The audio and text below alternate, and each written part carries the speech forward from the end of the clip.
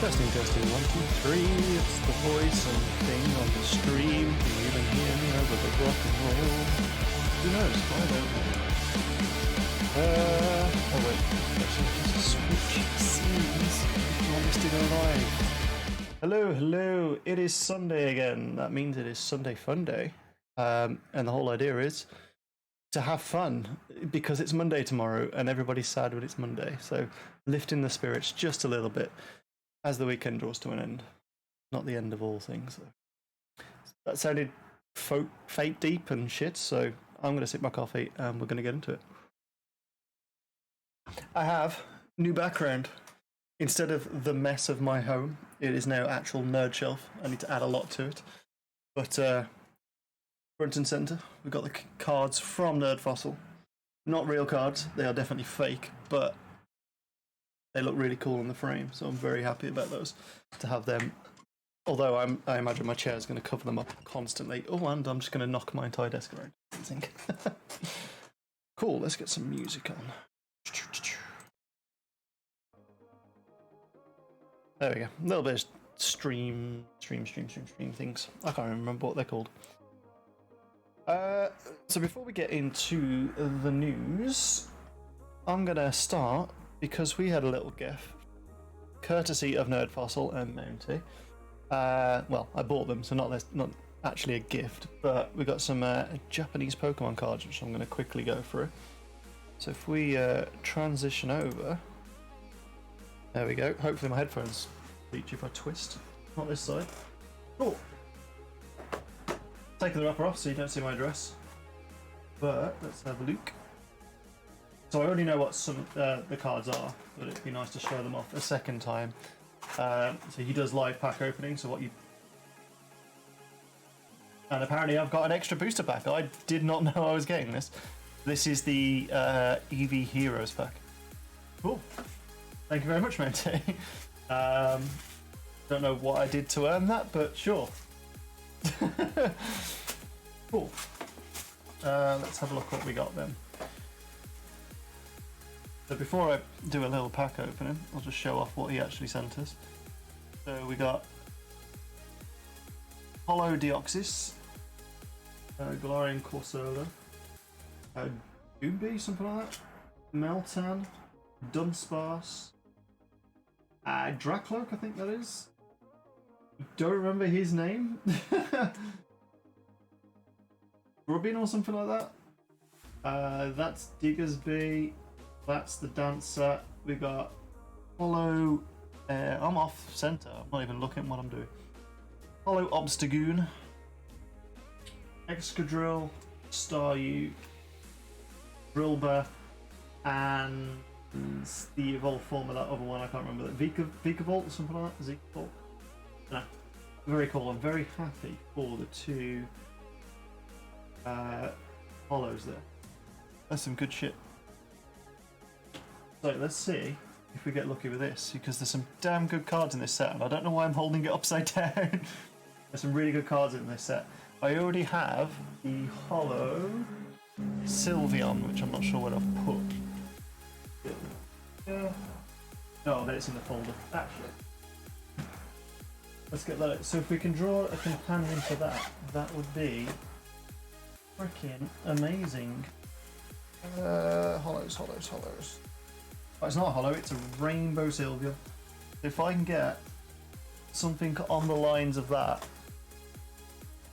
out of this one pack, not only will, I'm sure, Mount be like going, oh god, why did I give him this?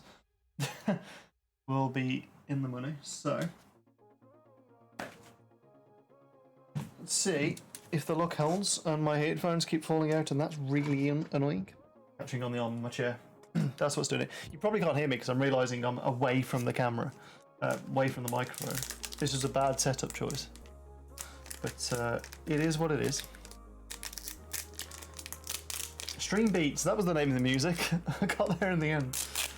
Oh my god.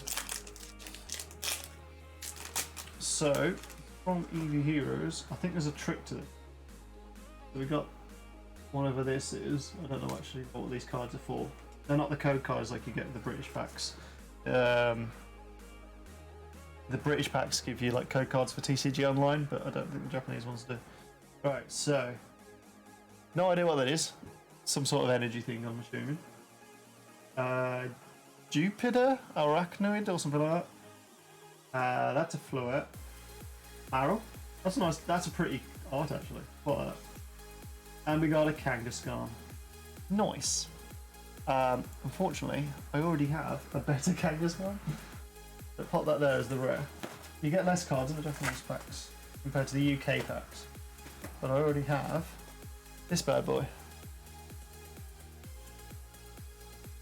Pretty cool. Hey, Miracle Prawn, how's it going? So, if you... I mean, all of these are courtesy of Nerd Fossil, so if you want to get some of your own, just hit !NF in the chat, and it'll send you over to his website. But thanks again, Mounty, for the extra pack. That's really cool of you. Yeah, okay, I guess. Oh, I mean, I guess doesn't sound too positive, but I'm glad you're okay. Yeah, not too bad. I was really tired earlier and I had a headache, but as soon as I come on here, I'm all like, woo! So, it's balanced out. I'm just showing off some pretties before we get into the silly stuff.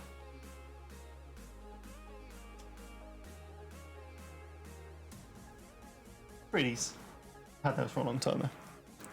Just got a lot going on. Yeah, I can understand that. That is completely fair. That was the Pokemon card portion of the stream anyway. Cool, so let me while I sort out the screen. That is the wrong display. Properties. Cool. So as always, we get into the main show, and the main point of the show is to just read some silly news, try and build our spirits for the rest of the week, because it is Monday tomorrow, and everybody hates Monday. We're all Garfield on Monday. So, hang on, let me just detangle this headphone. So, we're going to start off with... a GoFundMe was started for the Tory MP who described his $82,000 annual salary as really grim. You're not looking forward to the early start tomorrow. I'm not looking forward to my regular start tomorrow, so I can sympathise. How early is early for you?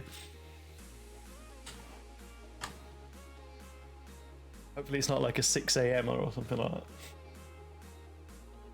But yes. I'd love £82,000 a year, to be honest. That's more than double what I earn. I have to leave at 8, so 7:15. I have to be in at 8. Okay, that's not the worst, but not on a Monday. It definitely is. Yeah. So apparently, people set up a GoFundMe page because this Tory was like 82,000 isn't enough. Works for Worthing West.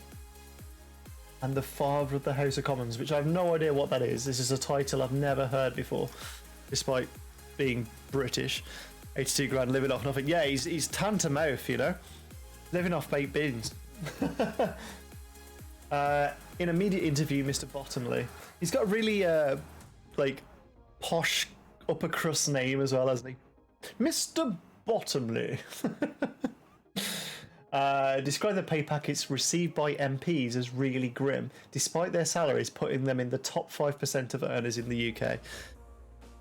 Amazing. And this is just his salary. This is not any money he gets from anywhere else, which I can assure you he does. He probably does have like the family fund and the family estate and everything else. With a name like Mr. Bottomley. Must be living off just elder pasty plain. Yeah, it is that grim. I have lived that life. Do not come to me. Or me, it tended to be, it was rice with just like mixed veg frozen. Not great. So yeah, so someone set him up a GoFundMe because it was desperately difficult for newer MPs, and he doesn't understand how they manage. Did that as a student, yeah. Mine was just like being between jobs, but it was not a fun time. They attempted to raise £20,000 to boost the struggling MP's earnings because he courageously admitted he is struggling. This amount will bring his pay in line with a GP, apparently. Oh, GPs earn like 100 grand a year. Pays to be a doctor, but yeah, currently living the dream relatively. Oh, yeah. I've upgraded. I don't have to use a smart price now. I can use home brand. Personally, I think that the £20 universal credit uplifting funding should be immediately redirected to MPs like Sir Peter, who are clearly in dire straits, and I will even present him with a giant novelty check when we reach the total. I love this guy's sass. It's only raised £385 of its 20k goal as of 3 days ago. So when was this? October 10th. So yeah, so 10 days ago it was raised. Was there anything else to this story? Has anything else happened? Amid the news affecting the cost of living for thousands across the country, Sir Peter called for the pay rise and pointed out that member salaries do not cover expenses. What expenses do you have that £80,000 a year does not cover? Get a smaller house, get a smaller car, stop eating caviar. That rhymed and I did it on purpose. You know? The MP suggested that taxpayers' money should be used for the things the rest of the public has to pay for, such as food and travel. So we should pay for his food and travel. That's what he thinks, apparently. Well, I hope you lose your seat. Mate. The topic was also referenced in the GoFundMe page, which reads, "The fact that some of these people could be forced to switch from Waitrose to Sainsbury's has forced my hand. It's time to step up and help those who are genuinely in need." Long lunches out with the colleagues, yeah. Well, they get like, don't they get like £300 or something just for showing up to the House of Parliament? And all of them have like multiple houses. They have one in London and one in wherever they're supposed to be living. At like minimum. I mean, maybe if you pay for 2 houses, £80,000 does make it a little bit difficult. I'll happily pay for a one-way ticket into the sea for this dipshit. Exactly, yeah. I can't... You have to be a special kind of ignorant to think that you can get away with these comments and not expect any sort of backlash. It's kind of hilarious. If the MP's salaries were boosted by an 18k increase, it would represent a rise of almost 22%, and that's in comparison to what a GP on average earns. It comes out as a stark contrast to the, according to this article anyway, I don't actually know if that's true. Stark contrast to the 3% rise the government offered to NHS staff this year, which I'm pretty sure was overdue, but we did clap for them. Don't forget, they got claps every Thursday for a few weeks. The ungrateful sods. Ironically, he's not special because most of them are this dense and fucking greedy. Yeah. There's a saying about those who want to rule or lead are usually not the people that should be. It's the ones with their head switched on and that necessarily don't want to. I can't remember. There is like an old thing, but yeah. He also claimed that a good teacher, a good social worker, or a good trade union official would be significantly worse off if they went into politics. I don't know many teachers that get paid 80 grand.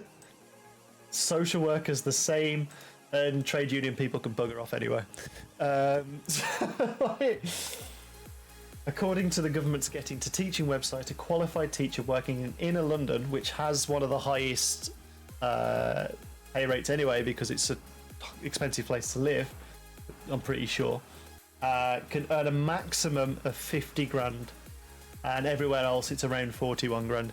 So he thinks that teachers would be worse off if they were an MP by earning almost double. What an idiot. And this guy is supposed to represent the people. This is his job. He's a MP, so you imagine he's got a constituency where he's supposed to represent people. Does he have like a really high earning constituency, or does he just have no idea who lives and who he's supposed to represent? Who voted for him, supposedly? Amazing. Oh yeah, those claps really helped. Yeah, I think they felt really appreciated. Nah, what a waste of time. Because now we're vilifying them. I think like the ones that supposedly aren't. Maybe this is I'm mixing in American politics. There's a lot of these nurses and stuff that aren't taking the vaccines and stuff, and they're losing their jobs because of it. Not getting into whether you should or shouldn't take the vaccine is one thing, but yeah, last year they were heroes. Now, because they're trying to make a decision which you don't like, they're demons. It's a bit shitty, to be honest, regardless of the reason for it. So you do know what was nice, the free coffee from Pret, but Pret stopped that. Who was getting free coffee from Pret? What, NHS workers or social workers or what? Yeah, I confirm it's definitely not that much. Oh, because you work in the industry. Okay, cool. Key workers, yeah. They get that. I mean, somewhere the money was coming from somewhere to pay for that coffee for Pret. So was Pret being subsidised to do that? Was the government giving Pret the money, or was this just coming off Pret's bottom line? Are they going to sell hearts or something like that? Like, yeah, I thought you did. I just couldn't remember. NHS pay rise is basically being paid for by tax increases or basically being wiped out due to inflation. So either way, it's a redundant ways. Well, that's it. So there's supposedly this massive pay rise coming in for the NHS, if I remember correctly. But at the same time, the NHS has recently put in loads and loads of vacancies for like 70 to 80 grand a year. So similar to this MP for the diversity and inclusion officers. So whether you think that's a necessary position or not, that's where the money's going. It's not necessarily going to go to what the NHS needs, which is potentially like wages for nurses and wages for doctors and medical equipment and training and all the rest of it and utilities and all this type of stuff. So I don't know. I mean, I haven't seen the breakdown, but the fact that all these positions have come up at around the same time that these things, the pay rises come about, doesn't fill me with hope for NHS suddenly being better funded, because they've just created more positions. They haven't actually increased the things they've got already. I guess it probably because like nothing per make. Yeah, I mean, it probably costs them like what 20 pence for a coffee or something. Like it's nothing, and you're paying what £3-4 or whatever it is in Pret. I never go to Pret. My office gives me free coffee when I go in, so. And then I drink like Tesco Gold Blend at home. I don't pay for expensive coffee ever. But I don't know. But this is getting into politics was not the point of this. This was just to laugh at this idiot. We're supposed to be having fun, so I'm going to stray away from that. Political talk isn't really my jam. Not public anyway. I'll have a chat with my family about it, but not for fun. So we'll move on to the next story. Piercing blue eyes and other romance cliches that sound sexy but aren't. I did read through this one already, and it's just a way of like the typical things you see in romance novels and what do they call them? Body strippers. I hate talking actual politics, but I was talking coffee. I'll talk coffee, that's fine. I just don't know very little about it. I know it wakes me up and I like the taste of it, and goes well with Baileys. Can confirm. But or whiskey, whichever is your jam. But yeah. So, romance novels contain descriptions that are good on the page but horrifying in real life. And I think some of these are like twisting what sound cool to be a bit dodgy. All you need to know about coffee really, and it's good in cake. Coffee cake, yes. I haven't had that in ages. I'll have to remember to make a coffee cake soon. Piercing blue eyes, what are they? One of the Midwich cuckoos? Unless it's Paul Hollywood staring over a pie crust, no one wants to gaze into a set of peepers that look like they can see inside your brain and read your thoughts. I think this is the kind of idea that it's like, I'm intense. Which, if you read all these books, well, not that I have, but if you like look at the likes of like Twilight and 50 Shades of Grey, it's always like these intense guys that are like... So I think the description fits. I think the description fits. Plump ruby lips. Once you've got past the terrifying gaze of your lover, it's time to smooch them. Never mind that they seem to be having a severe allergic reaction to the blood red lipstick they're wearing, and they need to be quickly rushed to hospital. You're in love. Again, a stretch, but I like it. Heaving bosoms. And I just wanted to say that out loud. That's half the reason I put this article in there. If your breasts are causing you to experience this much physical exertion, it's time to invest in a Bretta bra, love. I can't speak. Bretta bra? Better bra. Heaving just brings to mind some old bloke trying to pick up a bale of hay or throw an oil drum over a wall. Heave ho! I think the whole idea of the heaving part is that they're breathing heavily because they're all infatuated and lusty. But that's just me. Can't say I've ever written a romance scene or a sex scene on paper before. So these words aren't things I use. Rock hard abs. First, let's imagine it makes perfect sense for some 17th century duke to have the sculpted physique of a bodybuilder. Now let's pretend he'd have any time left over from the constant working out necessary to maintain them to romance you. He would be insanely boring and you'd be stuck making his oldie worldy protein shakes.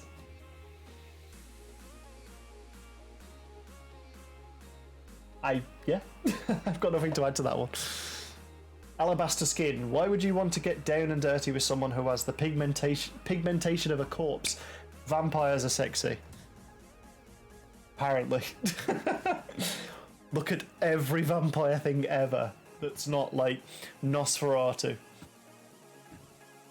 Or, I guess, 30 Days of Night? The one with, what's his face that was in the snow? That was vampires. You'd be constantly worrying they were suffering from low iron and need a pint of Guinness and a steak. And I can agree that a pint of Guinness and a steak is way to go, rather than a shag. Take that one as well. Match with the rock hard abs, you're essentially screwing a statue. However, I'm pretty sure in some cultures there was this idea that pale skin was the most attractive thing. And I think this even extended to the likes of like Far Eastern communities. I think like places like China and Japan and Korea and stuff, at least in olden times, maybe like 1900s, 1800s and stuff, maybe when they were starting to get visited by European traders and stuff. I think like pale skin was desired in those communities. I don't know about like British people, but you look at was it the Elizabethans and stuff like that, like they all like powdered their skin, they chalked their skin because supposedly being pale was attractive, but I think that was also because they had terrible skincare. So chalking your face was probably like the equivalent of putting on a shit ton of foundation like some girls do today. So instead of just like, you know, drinking more water and exfoliating a bit more and, you know, taking makeup before you go to bed. But who am I to talk? I'm a dude, I don't wear makeup. Oh yeah, they put iron powder or something, didn't they? Something like that, yeah. I want to say there was arsenic was used or something. Part of me really wants to say arsenic. Hang on.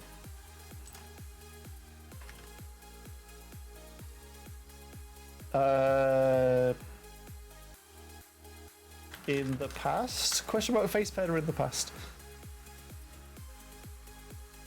So, some archaeological remains and chemical analysis indicate the use of face powder dating back from between 2000 and 1200 BC, almost so 4,000 years ago, included lead back in ancient Egypt. The Victorian face powder would use stuff such as starch, powdered milk of magnesia, rice powder, French chalk, and Venetian talc.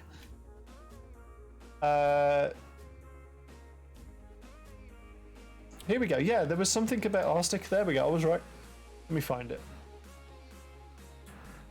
Let me put this on screen, actually. We're learning today. This is educational. Hey! It was lead, wasn't it? Why a lot of them died early, because men used to wear it too and they get sick and die. Lead was lead as well, yeah, but it says here, like, I think the arsenic thing was real. So yeah, lead makeup. Lead has a long and alarming history as a makeup ingredient and indeed still plagues us today. According to Rance, it's been used in cosmetics since antiquity. In the 18th century, women mixed it with vinegar to make ceruse, which also helped them achieve that extremely pale look popular at the time. It visually smoothed out the face, there was no such thing as sunscreen back then, and smallpox was rampant, so women often had a lot to hide, so they had pot marks and stuff. Commercial lead makeup products, like Bloom of Neon, then became available in the 18th century. People who use lead-based products poison themselves slowly, and in the meantime suffered side effects like grey hair, dried out skin, severe abdominal pain, and constipation. Why would you do that? But I don't think they realised this was what was happening. Not to mention lack of toilet facilities. There's also like, wasn't there one of the Chinese emperors that would like take mercury because he thought it would extend his life? Like he was just giving himself mercury poisoning. Absolutely mad. So arsenic, I was correct on. Oh, mercury's down here as well. So arsenic was, once lead was out of the picture, they replaced it with arsenic. As anybody who's read Flowers in the Attic knows, taking arsenic is bad. It destroys red blood cells, which leads to pale skin and eventually death. According to Rance, women would make DIY versions by soaking the arsenic out of fly paper. Why? But the entrepreneurs of the day saw an opportunity there, and products like Dr. Mackenzie's improved harmless arsenic complexion wafers hit the market. Besides death, they could also make you go bald. Explains why a lot of them also wore wigs. To add insult for injury, if you stopped taking them abruptly, it would cause your complexion to go haywire, thus incentivizing you to keep taking them. And they were around until the 1920s. So about 100 years ago, people were still fucking poisoning themselves. Natural selection sure has tried its best over the years. Yeah. And it still does. There's still some really dumb people out there that take some really stupid things. So the Mercury Pills. Mercury has made its headlines recently when it was discovered in modern cosmetics. People are still using mercury. Before the days of benzoyl peroxide, mercury was used to cure blemishes and also syphilis, spawning the delightful saying, "A night with Venus, a lifetime with Mercury." I like that.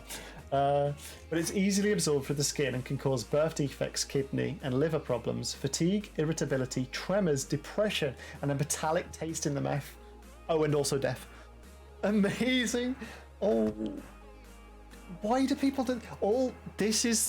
This says how much like the power of the need to look beautiful will cause people to do the most ridiculous shit. People would slowly poison themselves to death just to say they looked a little bit better. And also death, yeah. Isn't that though? I think if you look at like any medication, like if you look at the side effects, like death is on like most of them or something like that. Just because it can happen. Well, it was only less than 2 years ago a certain American president was telling people to drink bleach. I don't think he was, but I think it was taken that way. There was the... because I know the actual story. So there was the one chemical that they were looking at as a potential cure for COVID.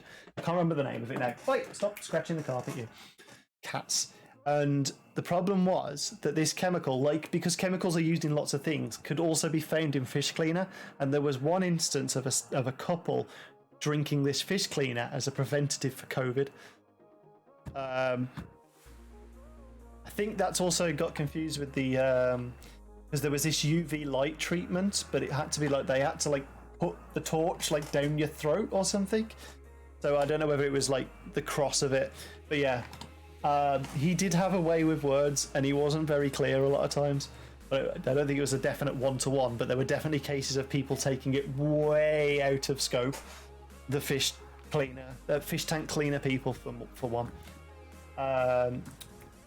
Chlora something. It was definitely Chlora something. But yeah, crazy time. There's also Deadly Nightshade, which I'm pretty sure he's famous for being a poison. And apparently, like, there's this advert here where they're like, this is good, but poison on the bottle. Italian women who call it belladonna use Deadly Nightshade as an eye drop to dilate their pupils, which supposedly made them more attractive, or at least made them look like anime characters. Italians in the 1800s were weebs. Somehow. Yeah, it is, but only if you eat it. Oh, is that the case? Ah, okay. I mean, it's still poisonous, yeah. If it makes them go blind, it makes them go blind. Like, it's still poison wherever you ingest it. I mean, ingesting is one thing, but that's still going to your bloodstream. Because isn't it the thing, if you get alcohol in your eye, it gets into your bloodstream quicker or something like that? You get drunker quicker that way, but it's like really dangerous to do that shit. Don't put alcohol in your eyeballs. PSA. Radioactive skincare. Forget about diamonds making your skin radiant, just use actual radiation. People went crazy for radium in the early 20th century after the Curies discovered it, and it popped up in various skin creams. If placed on the face where the skin became wrinkled or tired, the radioactive forces immediately take effect on nerves and tissues. Oh, I bet they do! A continuous steady current of energy flows into the skin, and before long the wrinkles have disappeared. And they sold them as chin straps in 1950. Eyeball pole, yes! That's what I was thinking about, yes. Kevin and Perry Go Large. One of the films that kind of have, I wouldn't say an impact on my childhood, but I've got some big memories of watching that at about like 8 years old or something stupid like that. Radioactive skin cream, amazing. And then we've got X-ray depilation, which is just radiation again, but radiation to electric boogaloo, I guess. Scientists discovered X-rays in the early 20th century and promptly put them to use, removing excess body hair. I didn't even know that was a thing it could do. Oh, I guess, to be fair, radiation poisoning does cause your hair to fall out, so... Yes, you're correct. According to one report, some patients had to be exposed to an X-ray for up to 20 hours. You think when you go for an X-ray, it's just like flash, flash, done. And they're like standing behind a lead wall, the operators, because they're in the same room all day. Sure, their hair fell out, but they also had skin thickening, atrophy, ulcerations, and later on cancer. After a lot of bad side effects and lawsuits, everyone figured it out. Oh yeah, I'm sure it took them so quick. I mean, new trees are poisonous. Yeah, I guess they are.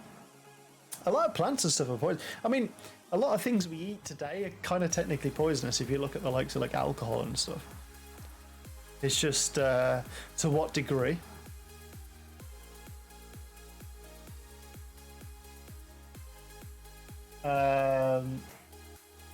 X-ray was marketed for a long time as a perfectly safe device for this aesthetic procedure. Lard? This one, I think that we've gone less. There's an eyeball one in a second, which might squeam some people out, so I do apologise. Yeah, I went to the Poison Garden in Ainwick a few weeks ago. Oh, I've heard of that place. That like every plant could kill you in a different way or something like that. Interesting. In the late 1700s, hairstyles reached their peak, literally. To get the highest hair possible, women often used wooden and iron frames on their head, leather horse hair pads, and lots of extensions. Then hair was curled with hot tongs covered with lard to hold it in place, and powdered, once again, with lead, because they hadn't learned their lesson yet. After all that, obviously, you weren't going to wash it for a while, so then the lice and the vermin came because of the lard, requiring long scratching sticks. There are even reports of women wearing cages around their coifs at night to keep the mice away. Formaldehyde in Brazilian blowouts is nothing compared to rodents munching on your head. No shit. Basically, or it's an illegal drug. It was cool. That's where I'm from. From where? Well, Einstru. The Poison Garden. Oh, okay. I missed Einwick, that's what it said. Einstru? I don't know where I got Einstru from. Eyelash extensions. Oh, don't tell me they're sewing their eyes. Squeamish alert. I do apologise. From 1899 newspaper article.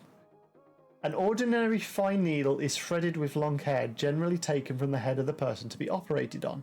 The lower border of the eyelid is then thoroughly cleaned, and in order that the process may be as painless as possible, rubbed with a solution of cocaine. The operator then, by a few skillful touches, runs his needle through the extreme edges of the eyelid between the epidermis and the lower border of the cartilage of the tragus.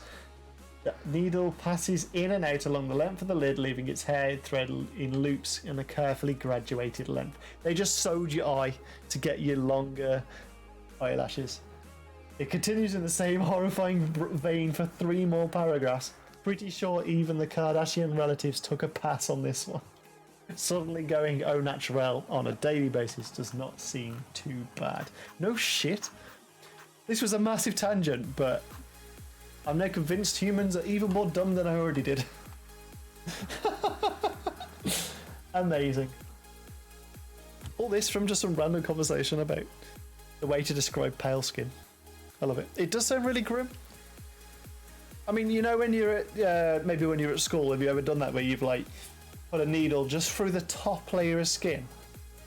It sounds kind of like that. They're like a bit deeper, considering they're using, well, one, it's in a really sensitive place, but they're also using cocaine to make it feel less bad. No, thank you. I'm good. Keep my eyelashes as thin as they need to be. Moving on from that, we'll go on to our next story. It's a bit going back to politics, but I thought it was quite funny because it's people voting on who they prefer for certain situations between Boris Johnson and Keir Starmer. And a lot of people seem to think that they prefer to hang around with Boris Johnson than Keir Starmer. I don't know if I can make this a little bit bigger for you. Yeah, there we go. I want this to go away. So Boris Johnson wins out on the whole being the best Prime Minister, which is quite funny because Keir Starmer's never been a Prime Minister, so you wouldn't know anyway. The best to go to drink with, the best to go on holiday with, but loses out on being the best husband. What a shock.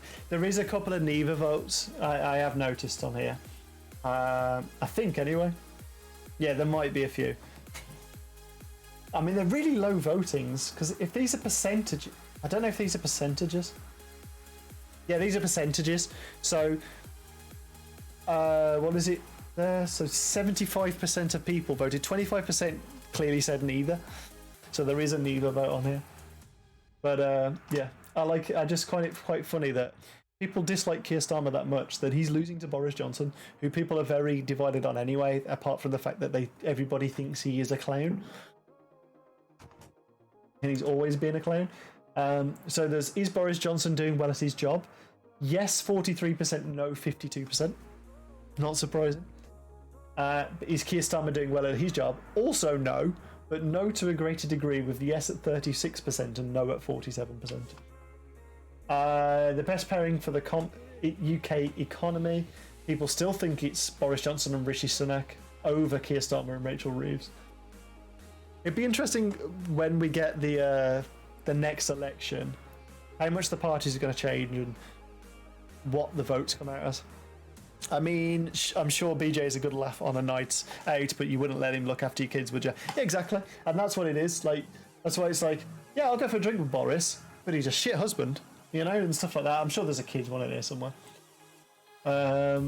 If there was a vote to leave the EU tomorrow, and I'm not going to go into that subject because it's very controversial, but here it says leave 36% and remain 45%, which is interesting compared to how it was 5 years ago.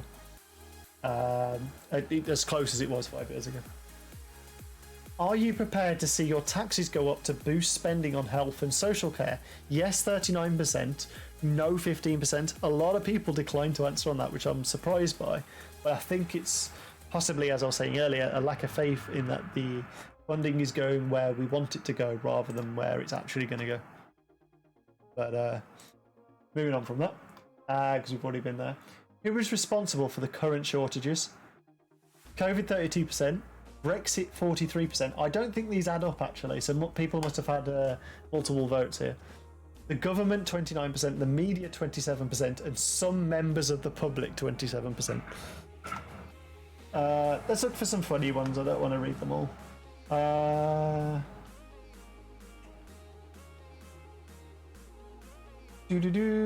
Should we blame Boris Johnson or President Macron for the migrants crisis? The French or both? It seems to win out. People seem to want Rishi Sunak as the next leader when Bojo goes. The best to go on a date on, out of Rishi Sunak, Priti Patel, Liv Truss, Dominic Raab and Nadine Dorries.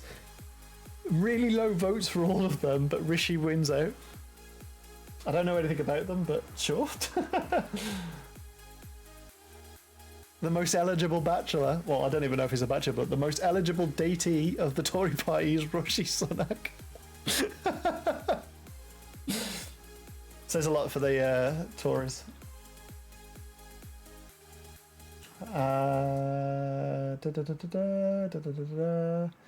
Give me something that's not about COVID. That's all depressing.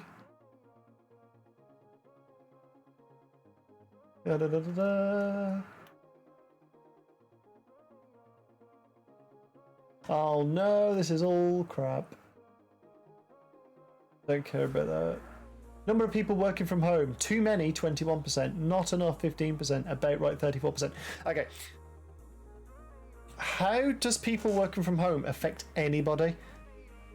In reality, what it means is less people on public transport, less people commuting. Tentacles. I didn't hear that. Did that not play? The tentacles thing. Tell me if it didn't play. Working from home is great. The only people... It didn't. Let me have a look. The only problem with the people working from home is that... Oh, well, I'm sorry. There's a few less coffee shops in town. There were 2 Starbucks in where I work. One at the front and one at the back. One of them's closed down. Oh, no. We've still only got 1 Starbucks. We don't need 2 Starbucks in the same area. Let's have a look. Sound. Sound alerts. They're on.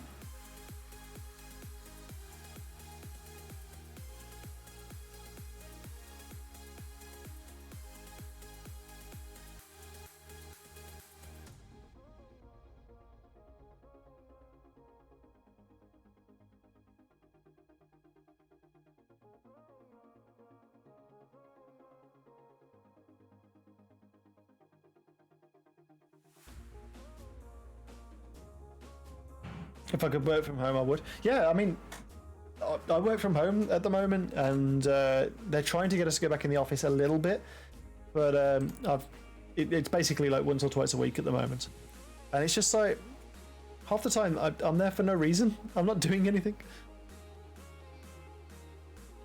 Why can't I play this? All you need to know is I got tentacles and I know how to use them.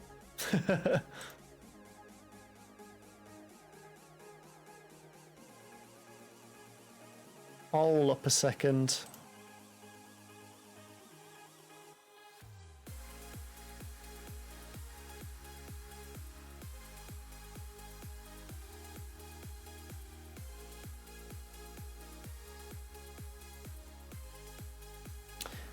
I guess my alerts are broken.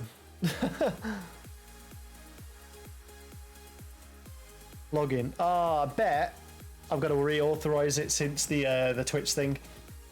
This is why. There we go. Let me try this again.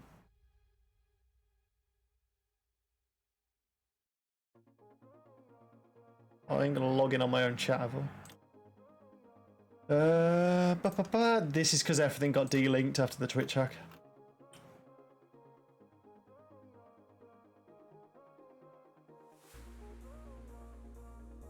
Are we going to play? Yeah. Okay, I'll have to put it on my to-do list. We'll fix the sound alerts for next time. I do apologise. But yeah, I mean, working from home's great. Like you gain all that time from commuting. You're not getting in the way of everybody else. As long as you've got good equipment and a decent internet, which I have, I can do all my work from home, no issue. I can get up late if I need to and still be on time. I've got easy access to all my food and everything. You know, I can do the washing up at lunchtime. I can pop to the shop on my lunch break. I can do some housework between things. If I think of something which I've forgotten to do after 5 p.m. when I've gone home, I can just flip open my laptop and just, you know, quickly send that email or something like that. As much as you should definitely practice work-life separation when you're working from home, but it is fantastic. It's really good. Forget the old normal, forget the old crusties that are trying to get you into the office for the sake of being into the office so they can keep an eye on you and micromanage. Fuck them. Stop trying to justify your rent, let your workers work from home. Unless there's a damn good reason and a benefit to you being in your physical workspace. This is speaking office workers, a lot of things need hand on. Then you don't need to be there. So at the moment, like I keep saying, my manager's like, oh, what days can you come in? I'm like, any day, that's not the problem. But let me come in only when I am doing something that works better face to face.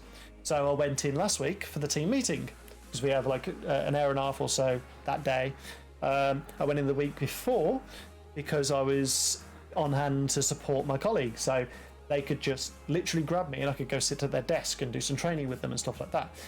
I'm going to go in next time I have to deliver some training, you know, or if we're doing a webinar or something like that. Like all this stuff makes sense in the office. Anything else I can do from home. And it's one of those, like, if I wake up late and go, I'm not going to make the office in time, I might as well just start working from home.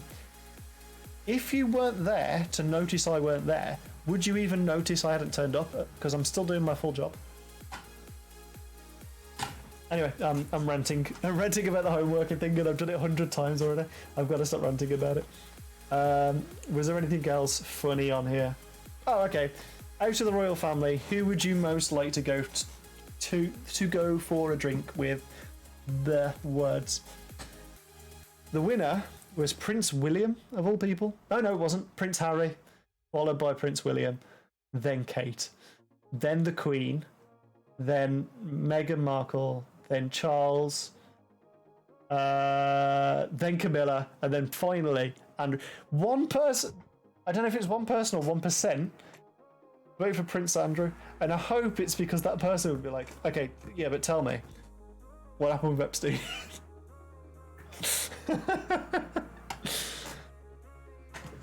Surely.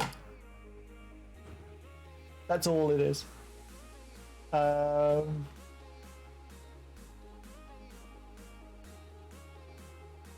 Do you think James Blonde is getting into like identity gender politics, so I'm maybe not going to go into that. A friend of mine in primary school used to go for tea for the Queen. I didn't even know that was a thing people did. Just oh yeah, I just pop in for tea with the Queen. Amazing. I bet it's very regimented in, you know.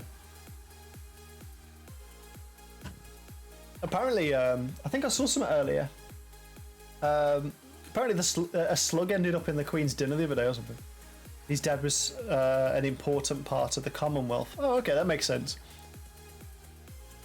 So he'd be going with the family and stuff. Yeah. That's pretty cool, though. It would be cool to meet the Queen, actually. The venerable old lady she is.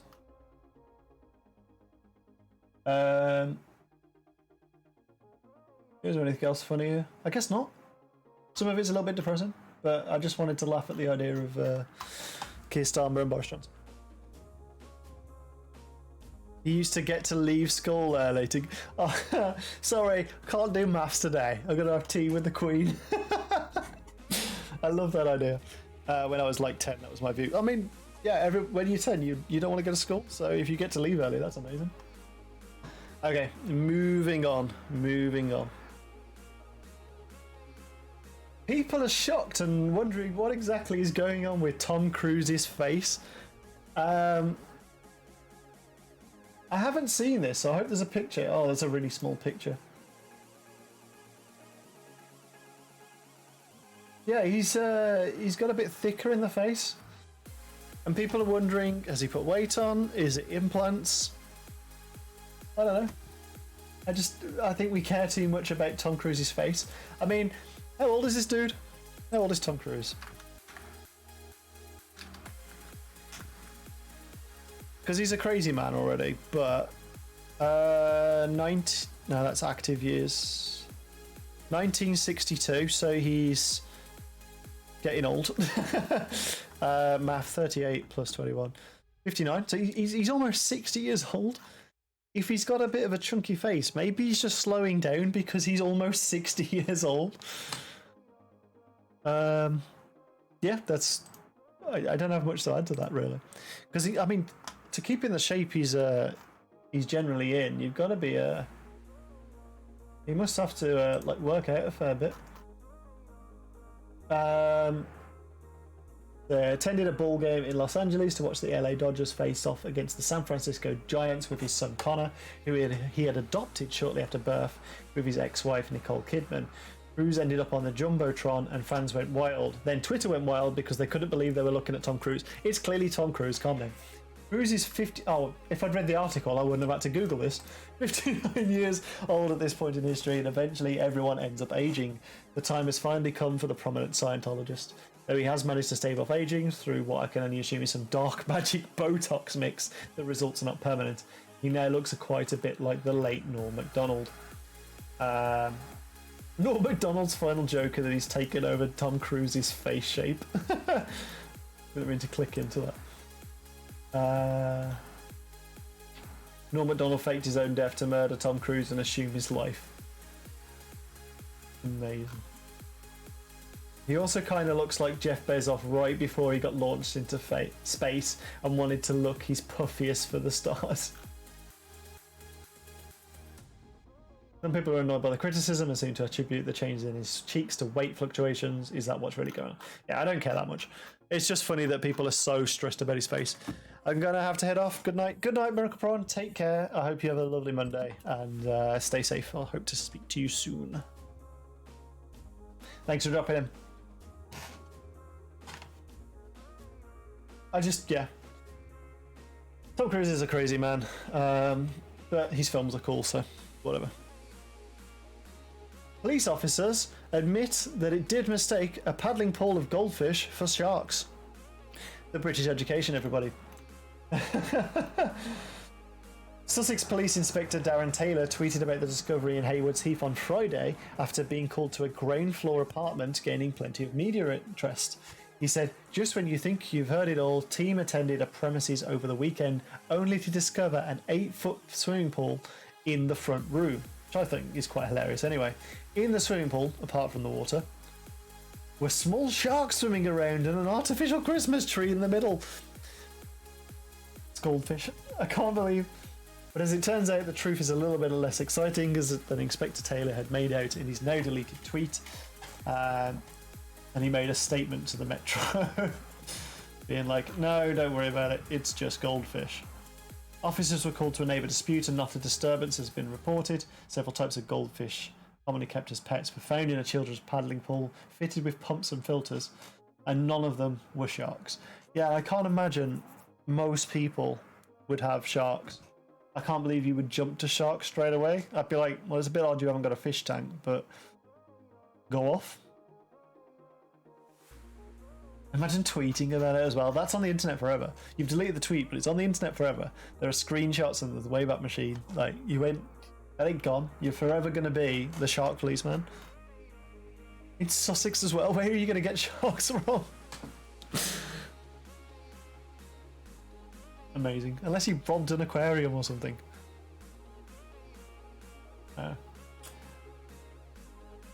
Ruthless chip shop owners' brutal responses to reviews on TripAdvisor go viral. They went viral after a scathing takedown of an unhappy customer who moaned about sausages.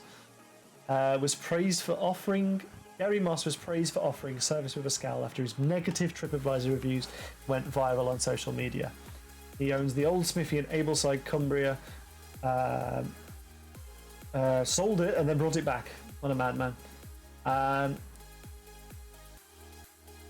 He hit back after a customer complained that the chippy had refused to serve him a battered sausage. And Gary told the reviewer he can stick his unbattered sausage right up his arse, and rebutted the accusation of appalling customer service by explaining he responds to fucks like you within 4 hours. When your TripAdvisor reviews are bad, just take the piss out of the reviewers. To be fair, like I'm sure as anybody that's worked in TripAdvisor, customer service, some of the complaints you get when you actually dig down into them and look at them are so much bollocks. There are some legitimate complaints here and there, but we do reviews for our business every year, and it's some of the reviews that come in are just we look up and we can hear the phone calls and stuff, and it's just like, okay, we can see where you've come from, but you have way exaggerated the point. Absolutely insane. Can I get a full picture of this? No, it doesn't let me see the full thing. Found customer service is appalling. We wanted battered sausage and told her right now we would not something or other. Firstly, Carl, go back to school and learn how to drop out, twat. What a response. He has proudly defended his outbursts as justified, claiming he's just standing up for himself against false reviews, adding that he's a very laid-back man. He sounds a very angry laid-back man, but yes. Oh, here's the message. Firstly, Kyle, go back to school and learn how to spell yo dropout twat. You wanted battered sausages and were told very politely that no, sorry, we just had plain sausages and we're too busy or it was closing time. So you can take your unbattered sausage and stick it right up your ass. Regarding your appalling customer service comment, we always respond to fucks like you within 4 hours. Regards, Gray. P.S. Fuck off elsewhere in the future. Used to be a great place to eat, but changed owners a few years ago. Run by a father and ignorant son. Terrible service by the both of them. Go the Walnut around the corner for better service and better food. Go fuck yourself, Stephen. Don't come in my shop ever. Got it. Regards, the ignorant twat, Gary. I'm probably swearing far too much just reading this, but just give no shit. He's going to get more custom for being an absolute cunt to people, and people will show up acting like dickheads just to get those responses. They will look for these responses now. As long as he can take it, he's going to be making money hand over fist, I can assure you. It'll die off eventually, but it'll definitely happen for a little bit. Madman. I don't think I'm meant to include this one, but we've had these stories quite a lot over the last year, I've noticed, and more people keep coming out going, yeah, UFOs are definitely real, definitely real, definitely real. And it's all people that were like Ministry of Defence or worked at NASA or worked in the military or something like that. They're all claiming that there are definite things. But the actual papers we getting released, the ones that are getting declassified and stuff, going, oh yeah, we saw a thing, we just had no idea what it was. It could have, like, it's not definite proof, it's just like something was in the area type thing. For all we know, it was like some experimental aircraft that they weren't aware of being tested by another part of the country or even just another country entirely. So as cool as it would be to hear about like actual aliens, my coffee's repeating on me something fierce. It's the actual evidence is still on the ground, but the fact that more and more people keep coming out saying it, and high-ranking people, is weird. And I don't know whether they're just, I don't know for what reason you would lie, but at the same time, I don't know. Conspiracy theories abound. But they're like, oh, he does not speak for the DoD since he is no longer employed there. He speaks independently.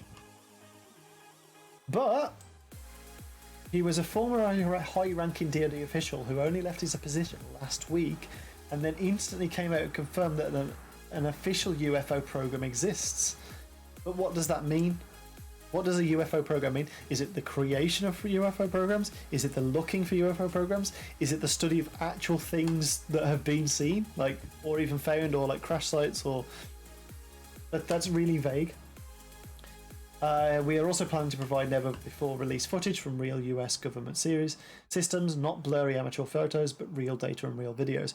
But we've seen this stuff from the US government in the past, and it's like the onboard cameras on like fighter planes and stuff, and it's just as blurry as like the found footage like people put out. So I'm remaining skeptical on this stuff, as cool as it would be.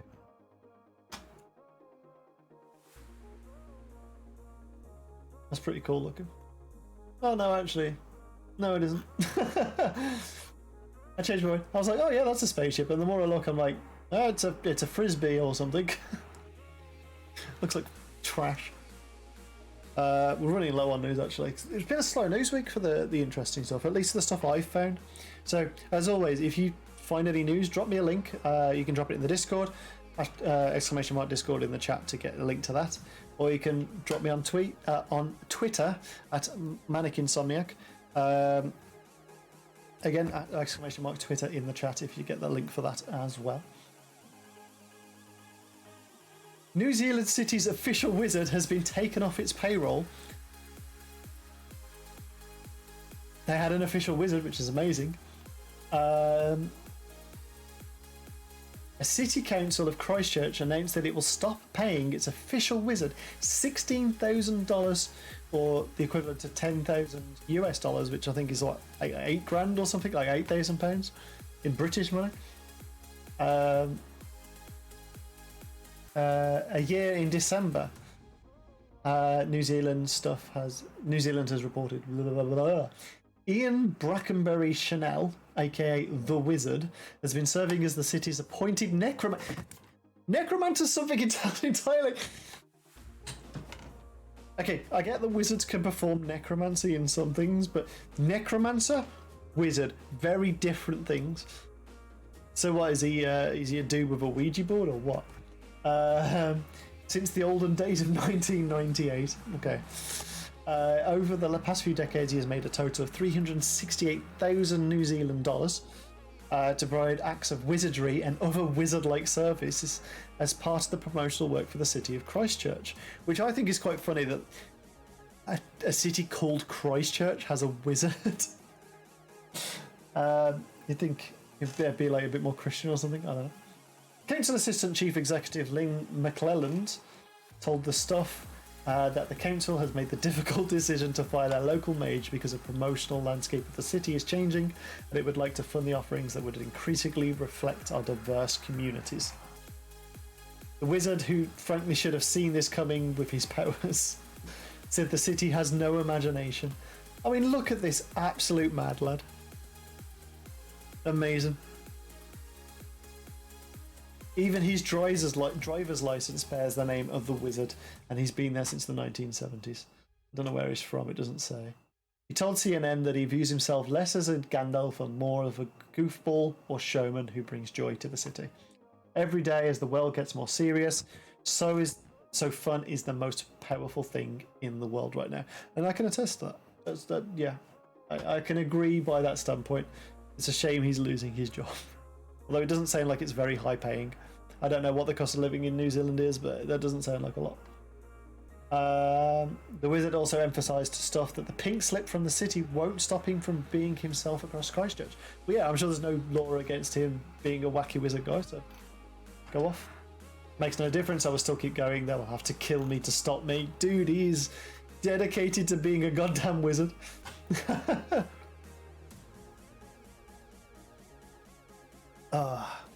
Coffee's still warm. Good. We've got two more stories to go. One is that a nurse is suing the NHS for claiming hypnosis at the hospital was making her fart against her will. Sandra Sampson was sacked in 2019 after refusing psychiatric help. At a recent employment tribunal, she accused bosses of trying to control employees with hypnotic experiments. She's a conspiracy theorist by the sounds of it. Imagine if they were actually hypnotising the nurses in the NHS. They're hypnotising them to be thankful for the claps, you see. A former nurse has unsuccessfully sued the NHS, claiming that she was subject to hypnotic experiments which made her fart against her will. Amazing. Maybe eat less beans. Sandra Sampson, who worked at the Ealing Hospital in London, was sacked in December 2019 after refusing psychiatric help. She sued. This is very repetitive. She claims that the bosses were trying to control them. And contracted the National Hypnotherapy Society in an attempt to back up her allegations. She said she was the target of a little-known hypnotic practice called the ideomotor phenomenon, which allegedly forces people into unconscious behaviours. Amazing. She said at the tribunal, "I would like to report an observed pattern of likely inappropriate use of hypnosis ideomotor phenomenon in my NHS workplace. I am a healthy individual and do not have any past medical history, but recently I have had various symptoms, including headaches, breathing difficulty, a feeling of getting choked, and gastrointestinal disturbance." Hang on. Does this not sound like the lead poisoning we were talking about earlier? Because it sure does. I think it was the lead one. Those all sound like symptoms of lead poisoning. Maybe I'm wrong. Maybe I'm wrong. We'll have to see how pale her skin is. Whether it's gotten paler. I understand that control is achieved in this phenomenon with an altered state of consciousness and the poorly controlled thermoregulation and inadequate ventilation in the area is set up for this purpose. I have also noticed that I am being subjected to significant stress and anxiety, which I think makes the subject control easier in this process. I mean, that probably would make sense, but being stressed out at work is nothing new. To my mind, anyway. Before her sacking, 2 separate doctors had deemed her unfit for work, and she lost her case. Is there anything else important here? The judge had no idea what ideomotor phenomenon is. He added, NHS bosses did what they did purely because of what they perceived to be impairments to her mental health exhibited by her various statements. Imagine. She's clearly got some health issues. What they are is another question, but to blame your bosses hypnotizing you is out there. Anyway, for our final story of the day, we have Sainsbury's shopper says a lizard egg was wedged in her bananas and it hatched in her kitchen. Shona Mackenzie from Glasgow, she said she initially thought the egg may have belonged to a killer spider, and she brought the bunch to her sink to run it underwater. Why is that your answer to an egg? I know, I'm going to water this egg. It does look like a little bit of a spider egg though, to be fair. Looks a bit fluffy. A Scottish student who bought them had the shock of her life when it hatched into a baby lizard. She thought it was a killer spider because they're Peruvian born. She got more than she bargained for when her 88p bunch, when the egg fell into the sink and cracked before a small beady-eyed pink fetus-like specimen emerged. He phoned her biologist dad, who told her what it was, before disposing of it in the bin. What is it? Oh god, oh, it looks like it hatched a bit early then. Didn't notice it at the self-checkout. First it forward as a spider. Didn't want it hatching in my bedroom. Why do you keep your bananas in the bedroom? I guess maybe shared accommodation or something, but keep your bananas in the kitchen like a normal person.